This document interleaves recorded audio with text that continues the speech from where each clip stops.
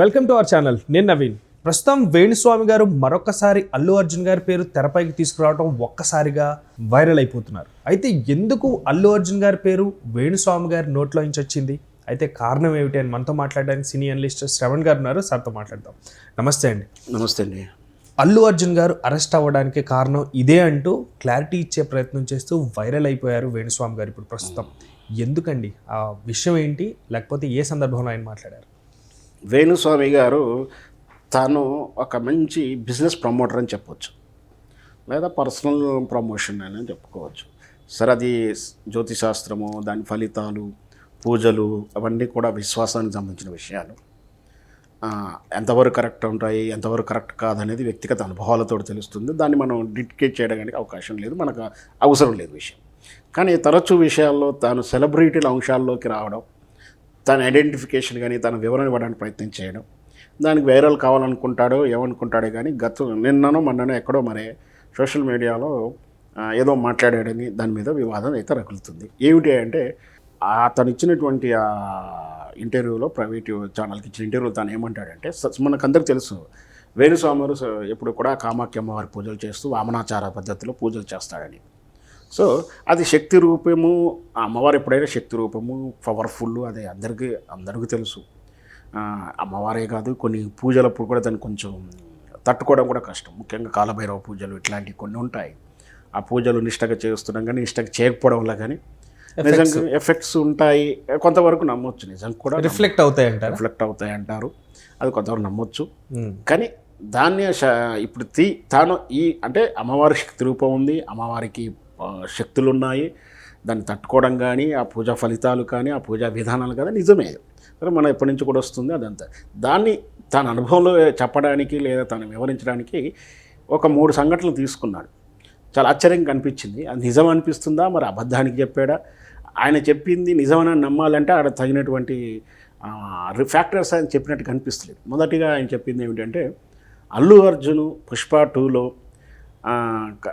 మాతంగి అమ్మవారి గెటప్ వేసాడు, వేసి డ్యాన్స్ చేశాడు. అందువల్లనే ఆ శక్తి రూపం ఆయన మీద తీసుకోవడం, అది రావడం వల్ల దాని ప్రభావం మామూలుగా ఉండదు.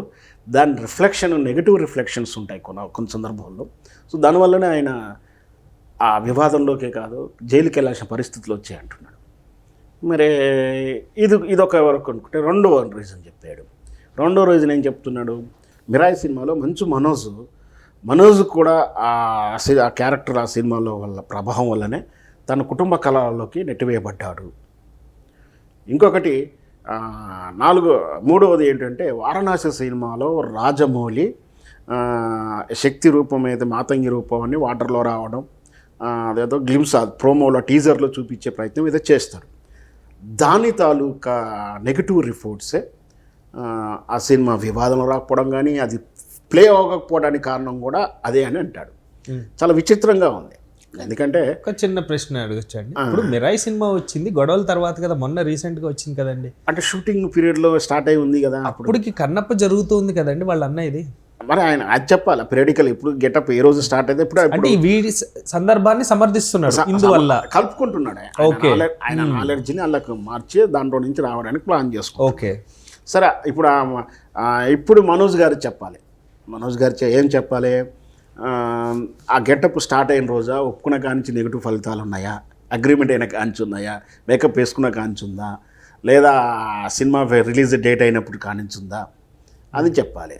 పుష్ప అంటే ఆటోమేటిక్గా సినిమా షూటింగ్ అయిపోయిన తర్వాత జరిగింది కాబట్టి పుష్ప మీద చూపించింది, పుష్ప క్యారెక్టర్ మీద చూపించింది కదా, హీరో మీద చూపించింది. మరి వారణాసిలో కూడా వారణాసి హీరో మీద చూపించాలి కదా, డైరెక్టర్ మీద చూపించింది. టెక్నికల్ ప్రాబ్లమ్స్ ఏదైనా ఉండొచ్చు. అఖండ కూడా అటాక్ చేయొచ్చు కదండి. అని అనేది ఏంటంటే, శివుని నిజమే, ధర్మశాస్త్రం తప్పు చేస్తే దేవుడి దోషంలో చూపిస్తూనే ఉన్నాడు. అందరూ చూపిస్తూనే ఉంటాడు కదా, అందరికీ జరుగుతున్నాయి. ప్రధానికి ఈయన అమ్మవారి గెటప్ వల్లనే జరిగిందని చెప్తున్నాడు కదా. సో అంటే ఏంటంటే, నేను అమ్మవారి శక్తి రూపినికి బలం లేదని కాదు, దాని ప్రభావం ఉండదని కాదు. తాను కూడా ఏం చెప్తున్నాడు, డ్రగ్స్ లాంటిది ఇట్లాంటివి తీసుకున్నప్పుడు అది మనకు ఎంత పవర్ఫుల్ ఎనర్జీ బయటకి ఇస్తుందో, నెగిటివ్ అంటే మనకు చెడు చేయడం కూడా ఉంటాయి కదా, అట్లాగే ఇవి కూడా అలాగే అంటున్నాడు. పూజలు కూడా అలాంటివే, మనకు ఫలితాలు అంత ఆటంగా వస్తాయి, నెగిటివ్ కూడా ఉంటాయనేది చెప్పే ప్రయత్నం చేశారు. ఏదైనా సరే కేసు అవ్వడం, ఆ కేసులో అల్లు అర్జున్ జైలుకి వెళ్ళి రావాల్సిన పరిస్థితులు చూసా. ఈరోజు 11th అక్యూజ్డ్ అనేది పెట్టినట్టుంది. ఆ రోజు జైలుకి వెళ్ళాల్సింది A11 అంటే అక్యూజ్ 11 అన్నట్టు.